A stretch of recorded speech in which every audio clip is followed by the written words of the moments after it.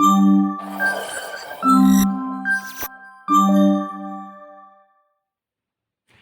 semuanya, kembali lagi bareng aku.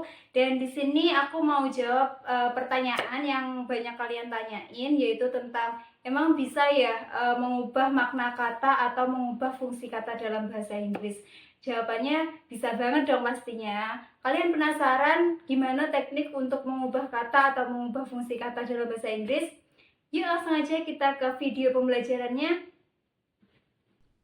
Jadi, sejalan dengan pertanyaan yang sering aku dapat, kali ini kita bakal bahas topik yang seru dan penting banget, yaitu tentang derivation vocabulary. Apa itu? Sederhananya, kita akan belajar bagaimana kata-kata bisa berubah bentuk, punya arti baru, dan jadi lebih keren hanya dengan nambahin beberapa huruf aja. Di akhir pelajaran, kamu bakal bisa ngenalin pola-pola kata, ngebentuk kata baru, dan tentu aja nambah banyak kosakata baru. Nah, untuk tujuan pembelajaran kita kali ini, jadi setelah mengikuti video ini, kalian diharapkan mampu yang pertama, memahami konsep derivations dalam pembentukan kosakata bahasa Inggris, kemudian membedakan jenis-jenis derivation seperti prefix, suffix, dan conversion. Yang ketiga, mengidentifikasi contoh derivation dalam bentuk berbagai bentuk kata. Kemudian yang keempat, menggunakan strategi derivation untuk menambah kosakata secara efektif.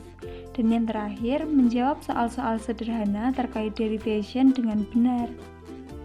Oke, kita mulai dari dasarnya dulu ya. Jadi, what is derivation?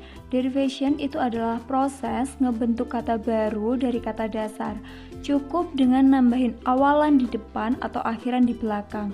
Misalnya nih, kata happy. Kalau ditambahin an jadi unhappy, artinya berubah banget kan?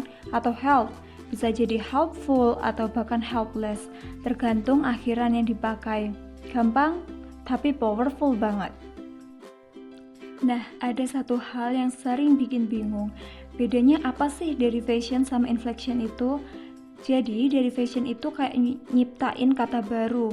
Misalnya beauty jadi beautiful.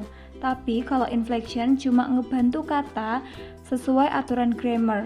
Kayak walk menjadi walks, maknanya nggak berubah. Jadi, kalau kamu ubah act jadi action itu termasuk derivation.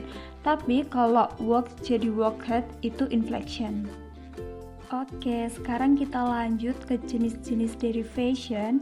Yang pertama itu ada prefix atau awalan.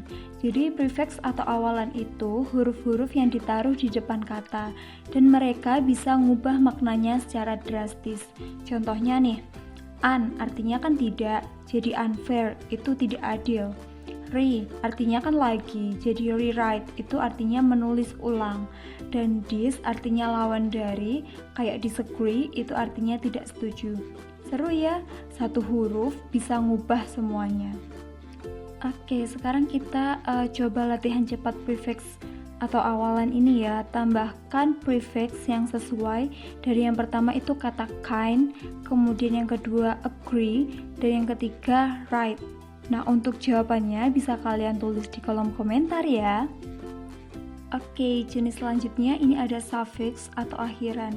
Nah, kalau prefix tadi itu nempelnya di depan, kalau suffix ini nempelnya di belakang. Tapi yang keren dari suffix adalah mereka bisa ubah kelas katanya. Misalnya, kata kind itu kan adjective, tambahin aja ness jadi kindness, berubah jadi bentuk noun. Atau quick, tambahin ly jadi quickly, sekarang jadi bentuk adverb. Jadi suffix itu semacam makeover stylishnya kata. Ini dia yang bikin derivation makin keren. Dia bisa ubah total peran kata di kalimat. Contoh gampangnya, verbnya itu decide, bisa jadi noun, jadinya itu decision. Nah, nounnya itu danger, bisa jadi adjective, jadinya dangerous. Atau adjektifnya itu happy, bisa berubah jadi adverb, yaitu happily. Dengan tahu ini, kamu bisa bikin kalimat yang lebih bervariasi dan ekspresif. Oke, untuk menguji pemahaman kalian tentang materi hari ini, kalian bisa mengerjakan latihan soal ini, yaitu tentang transformasi kata dalam kalimat. Instruksinya, ubah kata dalam kurung menjadi bentuk yang tepat. Nah, kalian bisa kerjakan dulu dan nanti jawabannya bisa kalian tulis di kolom komentar ya. Dan untuk jawaban yang tepat, nanti aku akan cantumin ke description box. Nah, ini penting. Kadang kita asal tambahin akhiran tanpa tahu artinya. Misalnya nih, successfully itu kan adverb, tapi banyak yang pakai di tempat noun. Itu bisa bikin kalimatmu jadi aneh. Jadi tips dari aku, yang pertama itu perhatiin pola kata. Kemudian yang kedua, coba bikin mind maps. Dan yang terakhir, pakai flashcard atau app belajar vocab. Dan yang paling penting, sering-sering baca dan dengar bahasa Inggris asli. Kita udah sampai di akhir pelajaran nih. Sekarang kamu tahu kan kalau derivation itu proses bikin kata baru, dan jenis derivation itu ada dua. Yang pertama prefix, fungsinya itu mengubah makna, dan suffix itu mengubah bentuk dan fungsi kata. Dan kemudian word family bisa bantu kamu hafalin lebih cepat. Jadi latihan terus ya supaya makin jago dan percaya diri ngomong atau nulis dalam bahasa Inggris. Oke, segitu dulu mungkin video pembelajaran hari ini, dan aku harap video pembelajaran hari ini itu bisa bermanfaat buat teman-teman semua yang nonton channel ini, dan sampai jumpa dan ketemu lagi di video pembelajaran selanjutnya. Bye-bye!